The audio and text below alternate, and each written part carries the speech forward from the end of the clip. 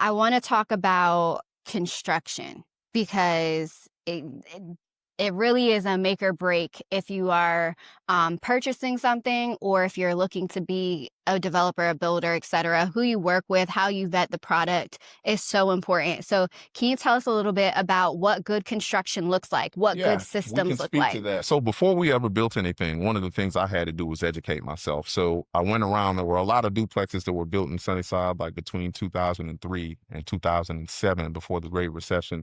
So I went around and I talked to a lot of the tenants that lived in them. I had some rental property on some of the streets. And so they gave me kind of some feedback on the duplexes, the issues they had with their duplexes. Granted, these were about 10 years old now, 10 to 12 years old now. And it had me really conceptualize that, man, how you build is going to be, it's going to last with you. It's going to be your brand. Even after the sale is long gone, like these reputations, they live on. Like people in the community, they'll tell you about certain builders and they'll be like, they don't like this or that about them. So it was important for us to build with quality. That's one of the things we did. I know there's a lot of pressure on developers and builders nowadays to build for as cheap as possible to create the good returns.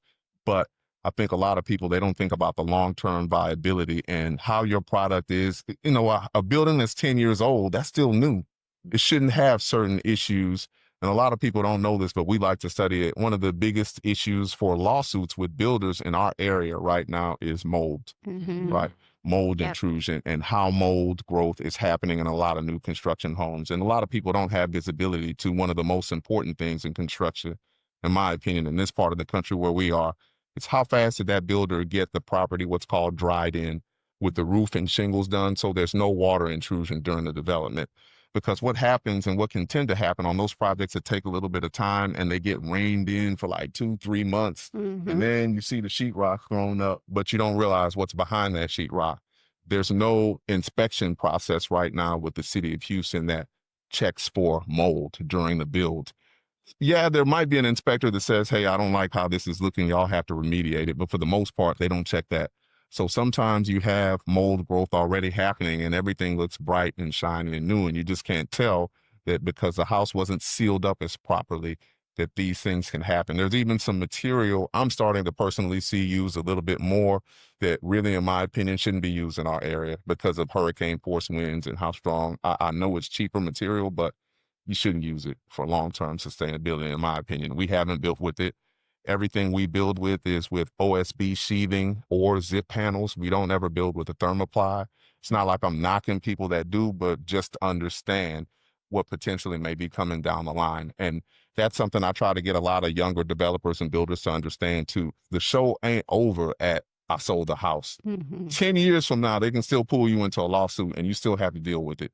Right. So that's something that's important too. So to me, the first thing in just acknowledging what good construction is how fast do they get the property dried in? That's a fair question to ask. And if they don't want to answer that, well, there's transparency where you can see that in the market online. You can see how long it took them from the time they poured the concrete to the time they actually had certain inspections done. So that gives you a clue on how long it took to get dried in.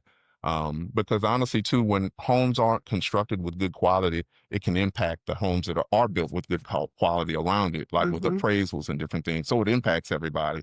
So it's always important to us to get stuff dried in as fast as possible. We always use quality material, 30-year shingles. We never build with cheap shingles. We know this is a hurricane city we live in, so we're always building with 30-year.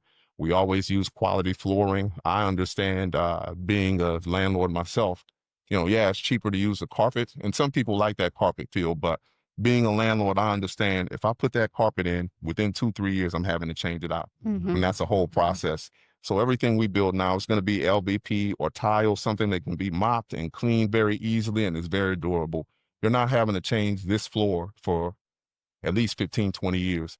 And even from a tax perspective, so many people think about money like only the money you make from selling the duplex. But once you own it, the bonus depreciation, right? This has a different factor than carpet does. So this is saving me and making me more money than it would be if I just put carpet in everything. So it's that's also a part of it, just having a long-term vision on how you're going to build because your brand is going to follow you long after the closing table. And I would say a tip for realtors, not every realtor advises their client to do home inspections throughout the building process, and you should. It's important. You once sheetrock is up, you can't see beyond the walls, Behind the wall. and you can't trust that it's been done properly just by the word of the person who has, you know, something to win by you finishing the build, and you can't really necessarily trust the city inspectors. So make sure you have a private inspector that is going through these new build homes. To you, what does quality look like? Like what are the biggest things that you see in the market where you're just like, that's not going to last? Me, I think I brought it up already, the sheathing. How was a property sheathed? Sheathing is just the external material that's used that's in front of the siding or that's in behind the siding or behind the brick. You know, I know a lot of people are using a cheaper material because it's much cheaper than wood, but it's not even recommended by large builders associations to be used in this market. But a lot of the big builders, they have lobbyists, they have deep pockets, so they just get the politicians to, you know, hey, like, yeah, we can still go with it. So that's important. 10 years from now, you shouldn't have certain issues, right? And then also quality build. To me, we live in a flood city. We live in a city where the foundations move a lot. What type of fill dirt was used before you see the building up? That's a big key. Some of the stuff you can see visually. If you ever come on a construction job and you notice that the dirt where the building is going to be is like a dark brown color, it's not good. It's cheaper dirt. And so I can promise you that house is going to have foundation issues within 15 years, right? Yeah, there's cheap fill dirt that can cost you like $10, $30 a load. It's just cheaper and it just moves more. So there's a reason they do soil testing before you get engineering done because they want to know what type of foundation you're going to need to build. But one of the things we do at Grace Building Company, we always use quality fill dirt. We're never going to build on top of something that's going to move because we understand that liability and how you can still be tied to it years from now. I don't want to be 60 years old getting sued for something that happened when I was 38. That's one of the important things for us. Just the type of fill dirt that's used. And then also the quality of wood being used. That's something also, admittedly, it doesn't get inspected by the city inspectors. There's certain things they check for, certain things they don't check for, right? Most of the quality wood that's supposed to be used in framing is number 2 lumber, right? Number 2 lumber is the quality lumber that you're going to use in most of the framing, but sometimes people want to get away with number 3 lumber because it's a little bit cheaper, but it's just much risky. It's just risky. And then I would also say just in the finishes, I know every house has a different price point, but I think with your finishes, you really want to be careful too, because those are things that you want to be replicated, purchased online very quickly or somewhere you'd be able to, get it again. That's a kind of a little bit of a risk when you get cheap stuff from China is it can go bad sometimes. I've done that admittedly. And so we learn from those mistakes and we just go forward with using, better products that last longer. It might be a little bit more of a cost up front, but you don't want someone unhappy with your product like 5, 6, 7, 8 years from now. We don't want that. Yeah, I think I'll add to that.